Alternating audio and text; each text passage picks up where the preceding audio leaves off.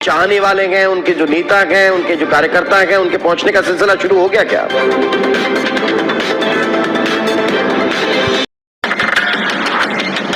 माननीय उच्च न्यायालय द्वारा उन्हें दोनों ही केसेस में बेल ग्रांट करी गई है। ठीक अपने जन्मदिन के रोज यानी 18 जुलाई 2025 को जब चैतन्य बघेल भिलाई में अपने परिवार के बीच मौजूद थे, पिता पूर्व मुख्यमंत्री भूपेश बघेल विधानसभा सत्र में शामिल होने जाने वाले थे। ईडी की टीम ने भिलाई निवास में दबिश दी।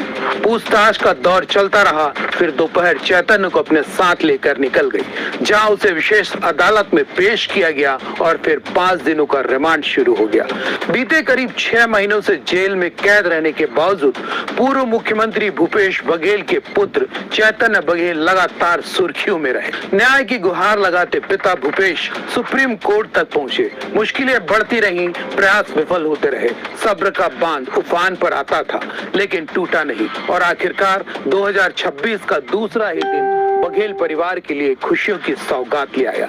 बेटे की जमानत के लिए पूर्व मुख्यमंत्री लगातार कोशिश में थे, जिसमें अब जाकर सफलता तो मिल गई, पर मामले की गंभीरता को देखते हुए जरूर कर ले और खबर पर अंत तक बने रहें।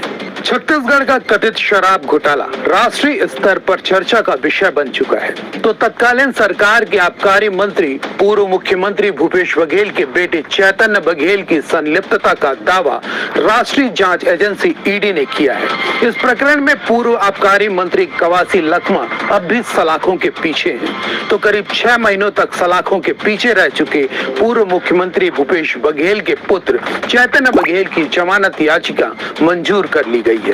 सही मायने में देखा जाए तो यह पूर्व मुख्यमंत्री बघेल और उनके परिवार के लिए राहत भरी खबर है। आइए सबसे पहले आपको सुनाते हैं इस पर पूर्व मुख्यमंत्री बघेल का क्या कहना है। ये खुशी की बात है कि आज चैतन्य बघेल भाई कोर्ट ने ईडी और यूरो के दोनों मामले में बेल दी है। दरअसल एक 2 व्यक्तियों की जेल और दूसरा मामला बयान से फरार था। फरार व्यक्ति के बयान के आधार पर उसे गिरफ्तारी की और आज दोनों मामले में तो सत्य की जीत है। परेशान हो सकता है और चैतन्य बघेल की जमानत पर सुनवाई दिसंबर 2025 में हो चुकी थी, जिस पर फैसला हाईकोर्ट ने सुरक्षित रख लिया था। शुक्रवार 2 जनवरी 2026 की शाम हाईकोर्ट ने उस फैसले को सुनाया, जिसके बाद पूर्व मुख्यमंत्री भूपेश बघेल के सरकारी निवास पर समर्थकों का हुजूम उमड़ पड़ा। जमानत याचिका मंजूर होने और रिहाई आदेश जल्द जारी किए जाने का उत्साह बघेल समर्थकों में साफ दिखाई पड़ा, जब उन्होंने सरकारी निवास के बाहर आतिशबाजी की और बघेल समर्थन में नारेबाजी की। आप सभी को याद होगा कि कांग्रेस विधायक देवेंद्र यादव के खिलाफ भी कोल घोटाला मामले में ईडी ने कार्रवाई की थी, जिसके बाद उन्हें भी गिरफ्तार कर जेल दाखिल कर दिया गया था। उस दौरान पूर्व मुख्यमंत्री भूपेश बघेल ने विधायक देवेंद्र यादव के समर्थन में सरकार के खिलाफ जोरदार तरीके से प्रदर्शन किया था और अब चैतन्य को जमानत मिलने पर विधायक देवेंद्र यादव ने क्या कहा वह भी आपको सुनाते हैं। देखिए, हम लगातार ये बात कह रहे हैं, जो भारतीय जनता पार्टी के खिलाफ बात करेगा, पूंजीवाद के खिलाफ बात करेगा, उसको अलग अलग तरीके से केसों में फंसाकर जेल भेजकर डराने का प्रयास किया जाता है। हम लोगों के लिए खुशी की बात है कि भाई चैतन्य बघेल जी की जमानत हो गई है। मैं आदरणीय हमारे पूर्व मुख्यमंत्री भूपेश बघेल जी, उनके परिवार को शुभकामनाएं दूंगा और निरंतर पूरे कांग्रेस जन मजबूती के साथ उनके साथ खड़े हैं और हम ये पूंजीवाद के खिलाफ, भारतीय जनता पार्टी के खिलाफ की लड़ाई में अग्रसर रहेंगे।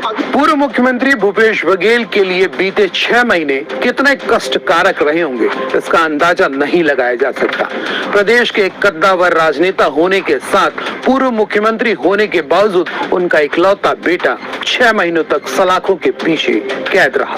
पर इस बीच पूर्व मुख्यमंत्री भूपेश बघेल के चेहरे पर किसी तरह की बेबसी दिखाई नहीं पड़ी, बल्कि अपने रौबदार तेवर के साथ वे लगा लगातार डटे रहे, पर इस सच्चाई से इनकार नहीं किया जा सकता कि राजनेता होने से पहले वे एक पिता हैं। आपको याद होगा कि 18 जुलाई 2025 को चैतन्य की गिरफ्तारी के बाद पूर्व मुख्यमंत्री भूपेश बघेल ने सीधे सुप्रीम कोर्ट का दरवाजा खटखटाया था, जहां उनकी अर्जी यह कहते हुए खारिज कर दी गई थी कि सभी वीआईपी सीधे सुप्रीम कोर्ट चले आएंगे तो निचली अदालतों के पास कोई काम ही नहीं बच जाएगा।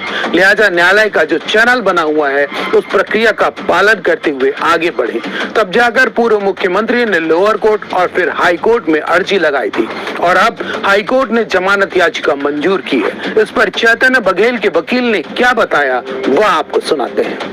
श्री चैतन्य बघेल को एनफोर्समेंट डायरेक्टरेट और ईओडब्ल्यू के द्वारा जो तथाकथित शराब घोटाले में अरेस्ट किया गया था उसमें आज बड़ी राहत मिली है। माननीय उच्च न्यायालय द्वारा उन्हें दोनों ही केसेस में बेल ग्रांट करी गई है। ऑर्डर आज 2 जनवरी को प्रोनाउंस किया गया है। दोनों ही मामलों में सुनवाई विस्तृत तरीके से होने के उपरांत दिसंबर से रिजर्व था। आज ये दोनों ही ऑर्डर प्रोनाउंस किए गए हैं और जैसे ही ये ऑर्डर्स अपलोड हो जाते हैं, जो भी कंडीशंस का माननीय उच्च न्यायालय द्वारा निर्देश दिया गया होगा, हम उसके परिपालन में स्पेशल कोर्ट में अपना आवेदन प्रस्तुत करेंगे।